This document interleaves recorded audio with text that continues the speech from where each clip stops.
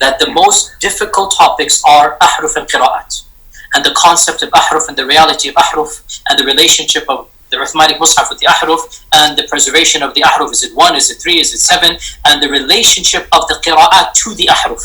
This is a topic that when you're the beginning student of knowledge, you're like, what is all of this going on here? When you go a little bit more, you learn to simply memorize what your teachers say and regurgitate it out, and you don't fully comprehend. When you do a deep dive is when things get very, very awkward and difficult. And this isn't new.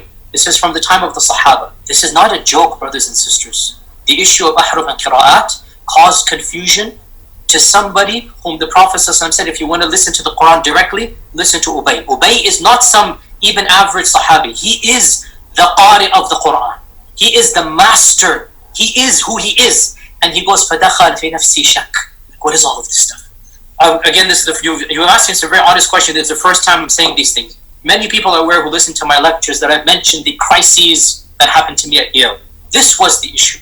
That the issue of ahruf and preservation and qira'at and relationships between them, these are very, very difficult issues. And the most advanced of our scholars, they're not quite fully certain how to solve all of the unanswered questions in them.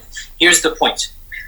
These issues should only be discussed amongst people who know what the qira'at are and who understand some of these questions that are being raised. So, is what you're saying the shak that came, or not the shak, but the crisis that you had was in relation to this question of the relationship between the ahruf and the qira'at, basically? No, the crisis I had wasn't that. The crisis I had was, that was what generated. But what was the crisis? The crisis was very simple. Traditional understandings of ahruf and qira'at cannot answer some of these pressing questions that are now being poked by our people outside of, by our academics, by their academics outside of the faith tradition. You see, in a Muslim environment, there's always some respect that we have for the Quran. We should.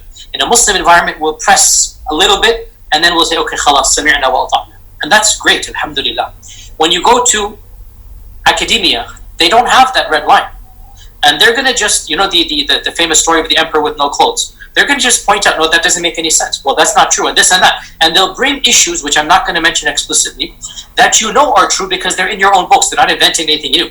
They'll bring you riwayat, and they'll bring you athar, and then you add to that very well-known issues of, I don't even want to be explicit. And then you bring on top of that makhtutat, and then.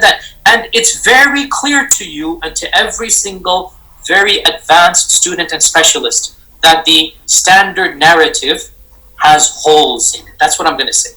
The standard narrative does not answer some very pressing questions. These are now well known within the Western Academy, that they're bringing forth issues. Their level of now knowledge is leaps and bounds above what it used to be, 100 years ago. What is happening in the last few years is not me anymore. It's the Western academics. These problems are now becoming mainstream. And by and large, our ulama in the Eastern world are not aware, by and large, of what's going on in the Western side of things.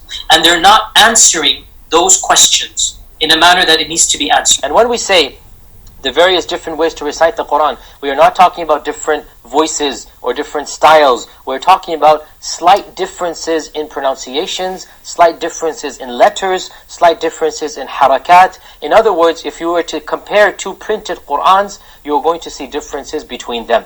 Especially those who have been exposed to some of our brothers who live in Algeria or Morocco or other North African countries, they recite the Quran in a slightly different way. Not just a voice or not just a speaking style, but also changes in letters and words and harakat. And these